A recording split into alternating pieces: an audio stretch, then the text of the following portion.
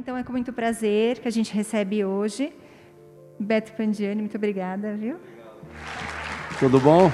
Esse livro aqui é o livro da última viagem que a gente fez do Atlântico. A gente veio da África para Ilhabela, aqui pertinho. Vamos lá, começar a contar essas histórias aqui para vocês entenderem como começou.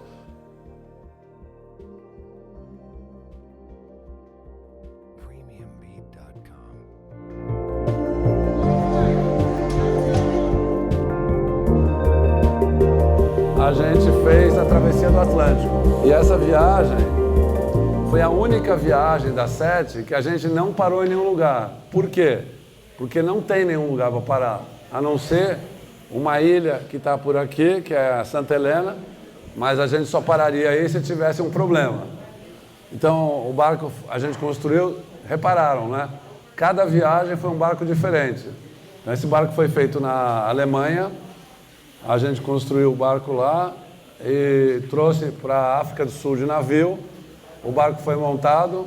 Bom, a gente montou o barco, testou, e aí saímos da África do Sul, de Cape Town.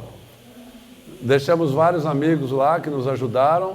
Olha só quem a gente encontra na saída da viagem, cara. Uma baleia que a gente quase bateu nela. Ela levantou bem na proa do barco.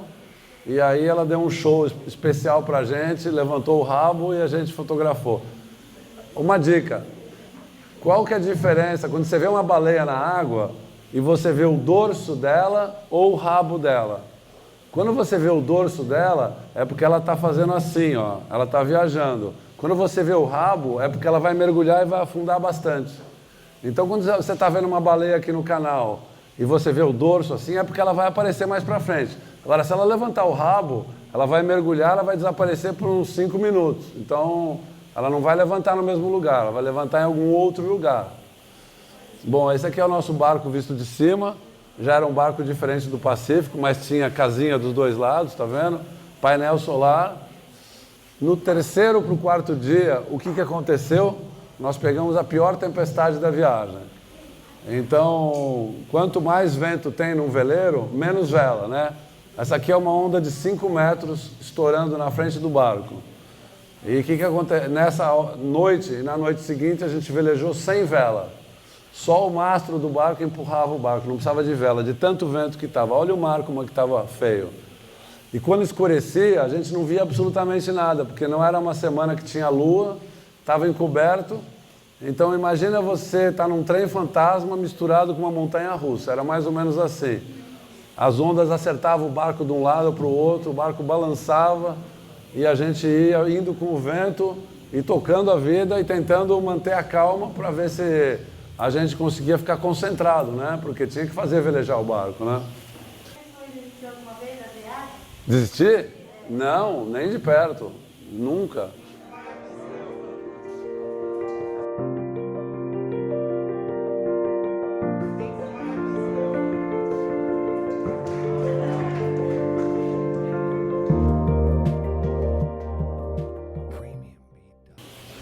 Essas fotos aqui, tá vendo? É um horizonte único, tá vendo? É sempre montado com um horizonte. Então, ali onde está a Thalita, tem um primeiro diário de bordo da África e cada página tem um diário, ó. Diário 17, 16, é o 14º dia. E as fotos, até a chegada aqui em Ilhabela. Do outro lado, nós vamos virar para cá agora. Do outro lado tem vários textos sobre o Atlântico. E esses seres aqui são seres abissais, são aqueles animais que vivem a 3.000 metros de profundidade. Isso não são fotos da gente, são fotos que foram compradas de arquivo. E aqui fala, por exemplo, todos os naufrágios do Atlântico, navios à vela, pescadores, tem vários textos sobre o Atlântico. Então, é um livro que mostra as histórias do Atlântico e a nossa viagem. Que foi a primeira vez que alguém fez uma viagem pelo Atlântico num barco aberto. Aí aqui a capa, tá vendo? Ela é vazada, é super bonito. E tem um caderno de inglês, se vocês receberem alguém de fora, tem um caderno de inglês.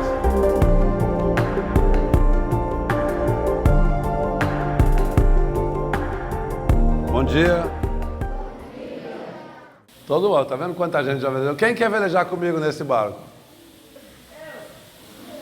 Então, vamos organizar essa velejada aí. Bom, olha nosso barco aqui atrás de um iceberg, a caminho da Groenlândia. Essa viagem durou 90 dias. Olha que legal, ele levanta um casco e vai voando. Esse barco aqui pesa só 155 quilos, é muito levinho. E essa viagem durou 90 dias e terminou na Groenlândia. Quem sabe o que é catamarã? Dois cascos. Então, todo barco que tem dois cascos é catamarã. O barco que tem um casco só é monocasco. Então, esse aqui tem dois cascos. Então, ele é mais rápido, ele é mais estável.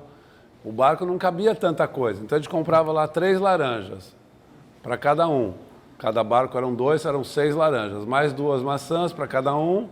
Já dava uma quantidade, muito peso para o barco. Não dava para levar muita coisa. Então, quando você comia uma maçã, você sabia que sobrava outra maçã. Então, você comia aquela maçã como se fosse a última maçã da tua vida, porque você não ia ter mais maçã para comprar no outro dia. Tinha que esperar chegar numa ilha que tivesse gente, mercado para a gente comprar. Então, a gente dava muito valor para a comida. Porque aqui, se acabar uma maçã, você vai ali no Costa Norte e compra maçã. Mas e no mar? Você não compra maçã no mar. Você não compra laranja no mar. A mesma coisa a água. A gente levava pouca água, então tinha que economizar muita água. E depois de 71 dias velejados, fora as paradas, as quebras, a gente chegou na Austrália, eu e o Igor. E eu vou contar para vocês, sabe o que foi mais legal nessa viagem, de tudo que a gente fez? Foi chegar mais amigo dele do que a gente quando saiu da América do Sul. Porque a gente passou muitos meses juntos, o barco quebrou, a gente pegou tempestade, a gente passava fome, porque a comida, às vezes você ficava enjoado, não dava para comer. E ainda assim a gente nunca discutiu, nunca brigou. E por isso a gente conseguiu chegar na Austrália, muito mais amigo. Por que essa viagem foi diferente de todas? Porque essa aqui a gente não parou em nenhum lugar. A gente saiu da África, só foi ver terra no Brasil.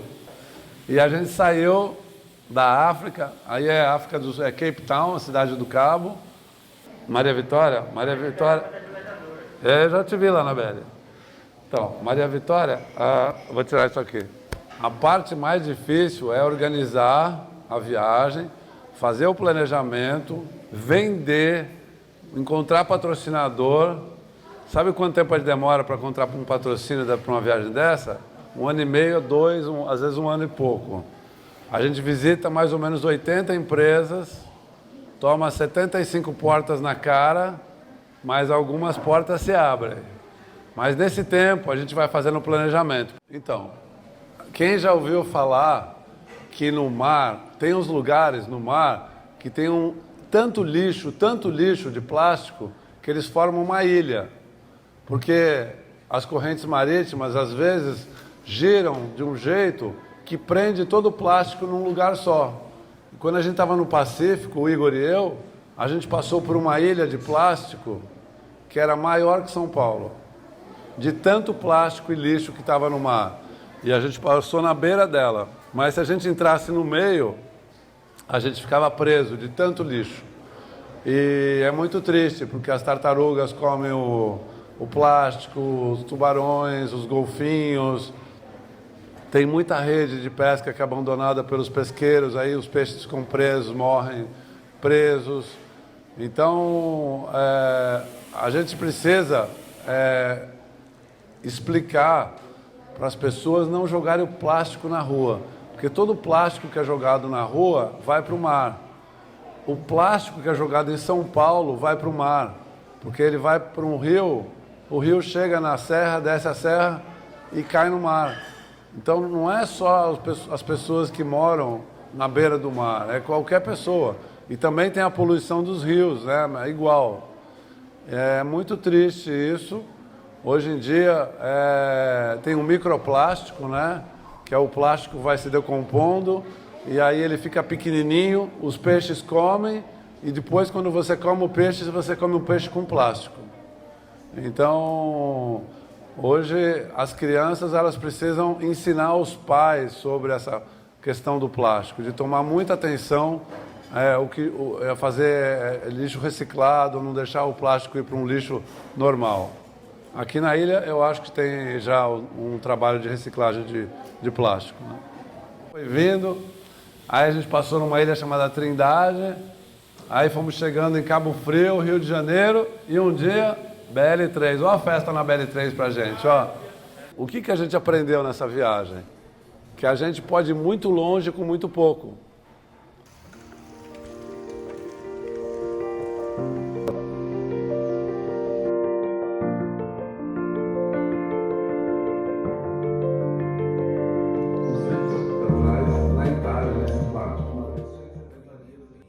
Normalmente, quando alguém pensa em fazer uma viagem dos Estados Unidos para o Brasil, vem num barco cabinado, com cama, com cozinha, com água, com energia, com equipamentos de navegação, com banheiro. E olha o barco que eu vim dos Estados Unidos para cá. Um barco que não tem nada, não tem cabine, não tem nada, não tem nem onde dormir. E como é que a gente fazia para viajar com esse barco? A gente levava todos os equipamentos dentro do casco e a gente parava todos os dias em alguma praia. E assim a gente pôs o barco em cima da praia, montou uma barraca e dormiu na praia. E no dia seguinte a gente pulou para uma outra ilha do Caribe, e outra ilha, e outra ilha. E durante 100 dias, quase mais de 3 meses, a gente fez toda essa parte do Caribe, dos Estados Unidos até a América do Sul. 289 dias. 289 dias são 10 meses, pessoal. A gente passou 10 meses só dormindo na barraca, no saco de dormir, na praia. Não dava para levar nada. E depois dessa viagem, a minha vida mudou, porque eu passei praticamente um ano sem comprar nada e fui muito feliz.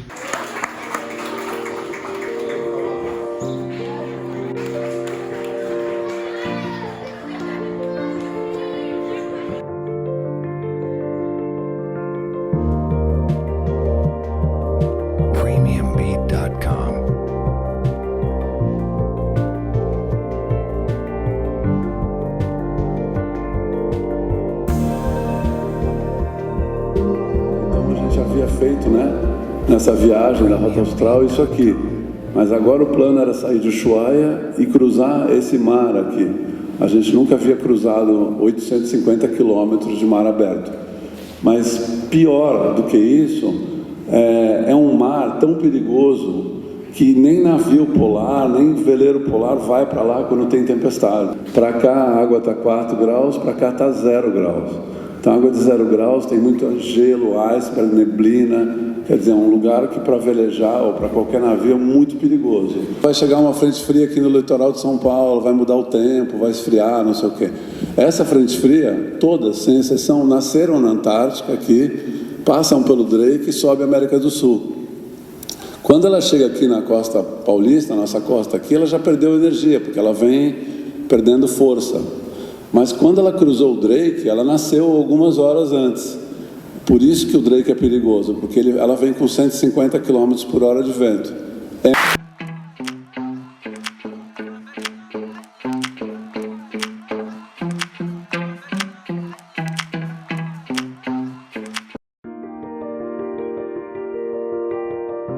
Semanas montando o Picolé, que é o nome do barco, tá vendo aqui, ó, o Picolé. E esse barco era muito mais forte que o barco do Pacífico. A gente aprendeu com os erros do Pacífico. Saímos da África do Sul.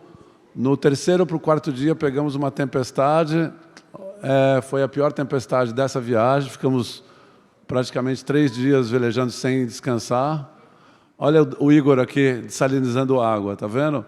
Esse equipamento aqui. A mangueirinha vem aqui para o mar, entra aqui por esse buraco.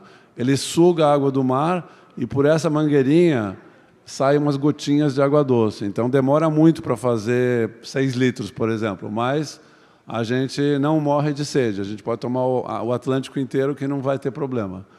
Aqui são as imagens, é uma onda de 5 metros estourando na frente do barco, né? E assim a gente ficou praticamente 3 dias nessa tempestade. Agora, outra pergunta valendo um livro. O que pode ser pior que uma tempestade no meio do mar? Rápido. Calmaria, gente. Sabe o que é calmaria? O vento acabar. É pior. Ninguém acertou. Mas pensa bem, o veleiro anda com o quê? Com vento. Se acabar o vento, você não anda. Tá bom, outra chance, hein?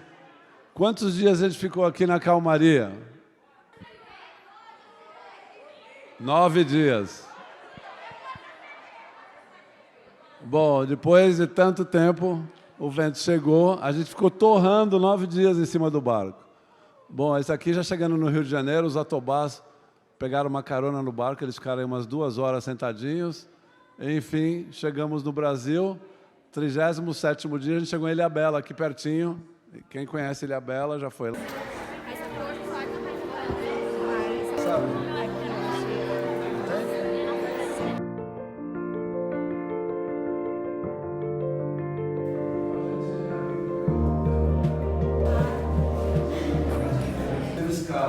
Não tem nada aqui no meio, por aqui, mas a gente não queria parar, a gente queria sair da África e chegar no Brasil. Sensacional, Dudu. Aqui é minha terra natal. A galera ficou totalmente ligada na história, todo mundo quietinho, grudado. A mensagem foi passada. Puta, pra mim, isso aqui é o mesmo valor da viagem, é fazer uma palestra como essa.